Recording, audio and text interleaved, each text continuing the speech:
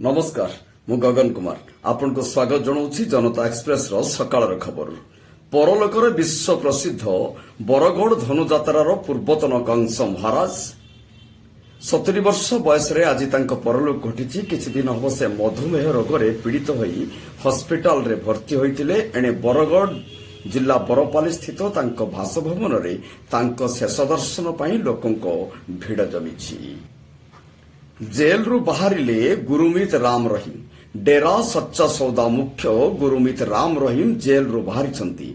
एथर से 21 दिन पर जेल रु बाहरी। जामिन रो आसिबा परे से पंजाब हरियाणा हाईकोर्ट रे एक पिटिशन दाखल करथिले, जहा कोर्ट ग्रहण करथिले। सकाळे 6:30 रे तांकु कड़ा पुलिस सुरक्षा मध्यरे जेल रु बाहर करा जायतिला। से पारर समय उत्तर प्रदेश रो बागपत जिल्ला रो अवस्थित बर्नुआ आश्रम रे रहिबे।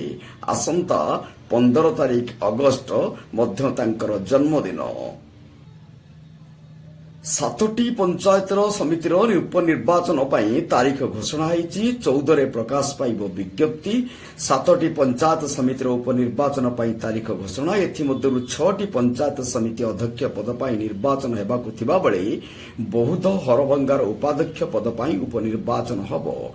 अध्यक्ष पर उपनिर्वाचन हेबाकु पंचायत समिति गुड़िक है गंजाम कवि सूर्यनगर, कुकुड़ाहांडी और खलीखोड़, आउ कलाहांडीर नर्ला, नवरंगपुर रायघर और नयागढ़ भापुर अध्यक्ष निर्वाचन हम। एथिपाई आज 14 तारीख रे विज्ञप्ति प्रकाश पाइब। आवश्यक हेले 22 तारीख दिन 12:30 रु 2टा मध्य भोट ग्रहण हम। भोट ग्रहण सरिबा परे भोट गणति करा जाई फलाफल घोषणा हेबो।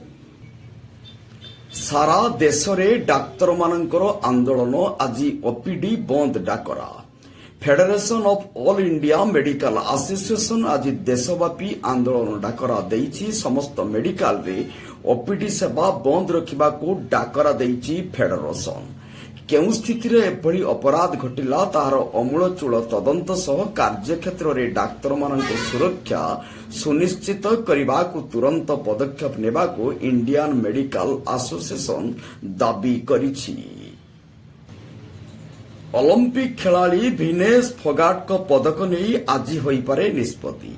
पेरिस ओलंपिक रु बाहरिबा परे Vinesh Phogat court of arbitration और स्पोर्ट्स लड़ाई जारी रखिछंती। विनेश रौप्य पदक पाइबे कि नहीं याकू नहीं एबेबी संदेह रही।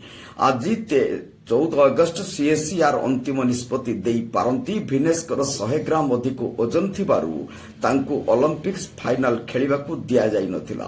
तबे दिनेश ओजन किपरि वृद्धि पाइला वर्तमान निजे विनेश फोगेट या उत्तर देइछंती। आज सकाळु सकाळु नीलगिरी स्थित जंत्री घरे विजिलेंस होईची चढ़ाऊ। एपर्यंत कौनसी खबर बाहर को आसी नाही।